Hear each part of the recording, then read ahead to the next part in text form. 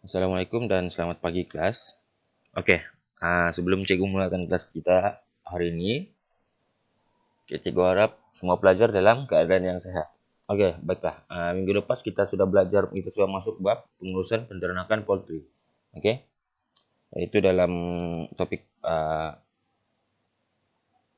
pembelajaran kita, yaitu pengurusan harian poultry.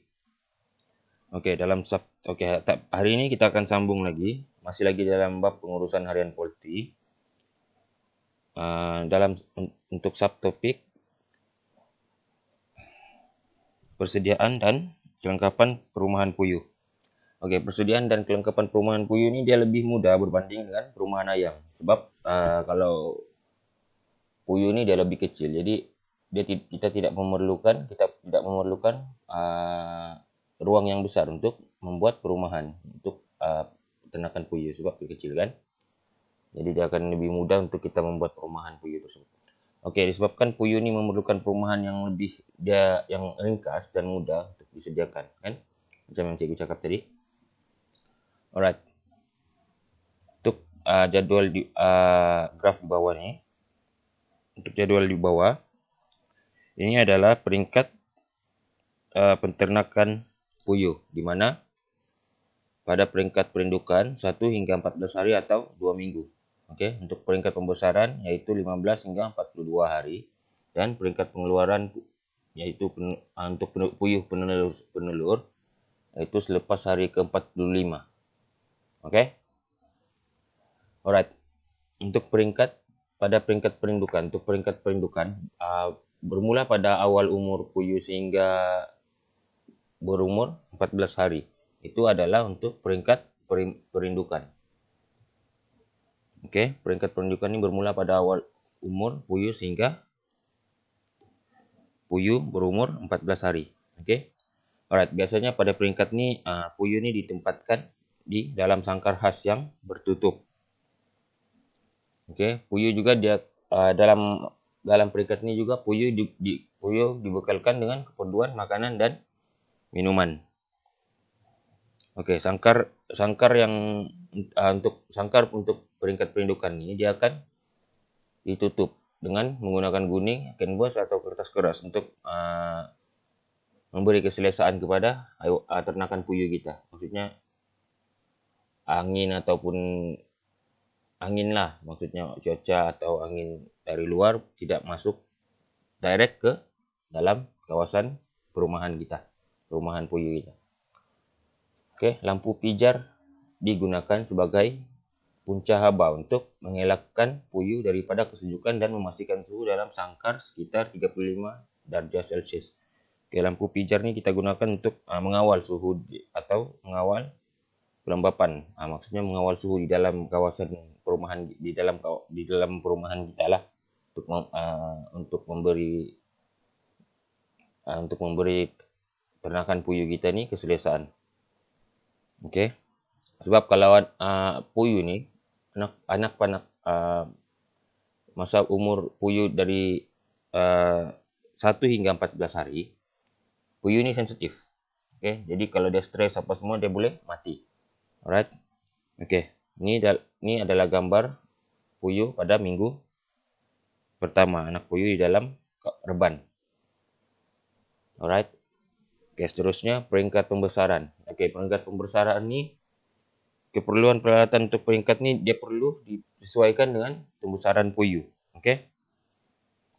Pada peringkat pembesaran, peternak boleh memilih sama ada sistem saraf atau sistem sangkar untuk perumahan puyuh. Sebab dia sudah terbiasa, maksudnya dia sudah adapt dengan kawasan-kawasan yang baru. Jadi dia boleh adapt sudah dengan kawasan-kawasan baru. Jadi kita boleh memilih di antara kita menggunakan sistem saraf ataupun sistem sangkar untuk perumahan puyuh kita. Oke, seterusnya pemberian makanan dan minuman dilakukan dengan menggunakan bekas berbentuk palung yang digantung mengikut pembesaran puyuh. Oke. Bekas air minuman untuk puyuh ini kita perlu bersihkan setiap hari untuk mengelakkan pembiakan bakteria. Sebab kita tidak mau ternakan kita diserang ataupun diserang oleh penyakit. Oke, disebabkan oleh air yang kita tidak bersihkan. Alright. Oke, seterusnya peringkat pengeluaran. Oke, peringkat pengeluaran ini dia hanya untuk puyuh betina yang akan melalui peringkat pengeluaran ini. Oke. Alright, pada peringkat pengeluaran, sangkar pengeluaran digunakan dan direka bentuk khas untuk memastikan telur puyuh terkumpul di hadapan sangkar. Oke, dia maksudnya bila puyuh betina itu telur, dia akan jatuh dan keluar direka untuk keluar di hadapan sangkar. Oke. Oke, untuk pemberian makanan puyuh penelur ini diberikan dengan kadar purata 27 gram sehari. Oke. Seterusnya, puyuh akan menghasilkan telur sebanyak 260 biji selama 52 minggu. Oke.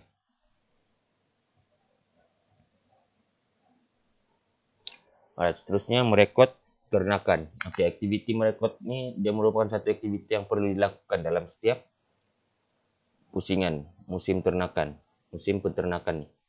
Oke.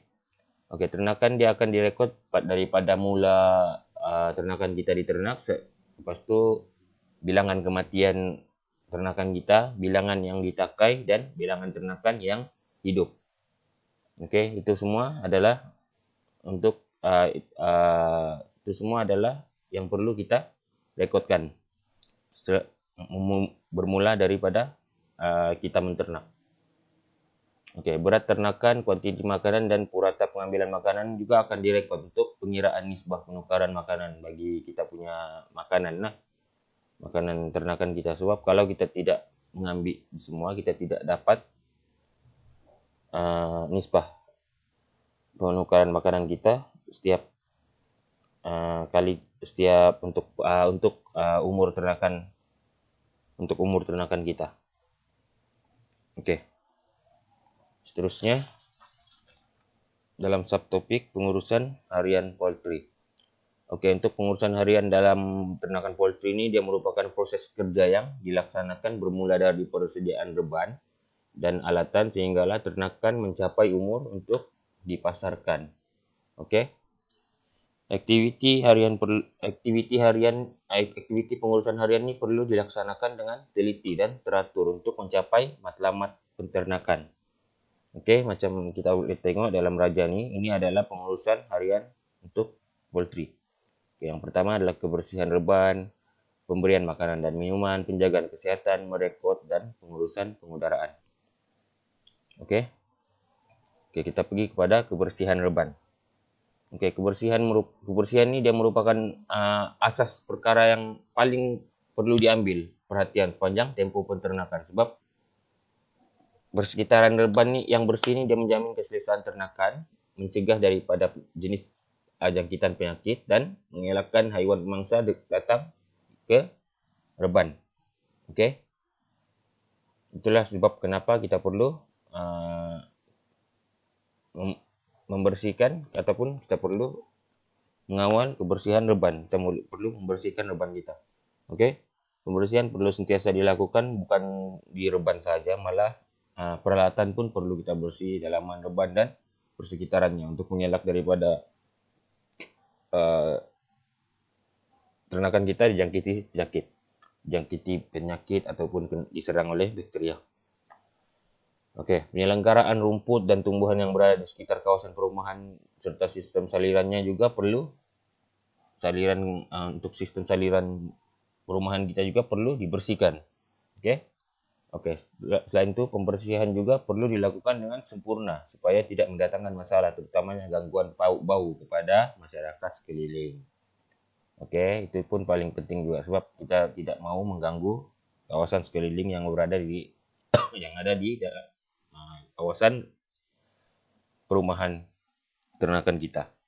Oke, sisa ladang juga perlu dibersihkan. Oke, daripada diproses semula, dibakar atau ditanam kerana ia boleh menjadi tempat pembiakan lalat. Oke, menarik pemangsa datang ke ladang dan membawa penyakit. Alright. Oke, ini adalah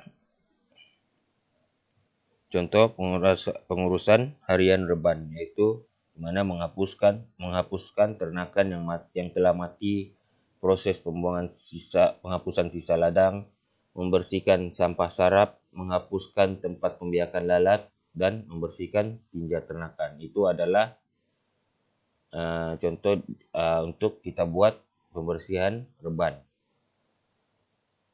Oke.